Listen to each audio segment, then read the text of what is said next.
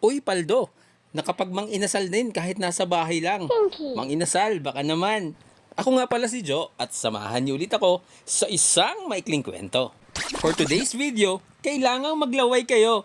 Huy! May pasalubong yung kamahalan ko. Ang ganda mo today, aking kamahalan. Sauce pa lang, ulam na, mapapawaw ka naman dyan. Kanin na lang ang kulang o aking bathaluman. Pues, tikman na natin yan. Baka tikman pa ng iba yan.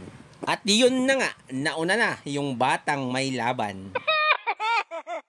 O siya, simulan na natin ang bakbakan. 1, 2, 3.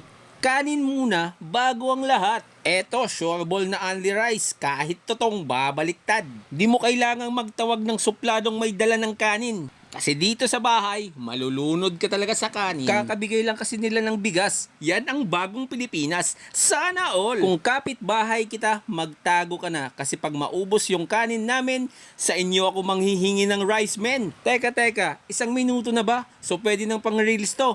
Hanggang sa muling kwento. Paalam!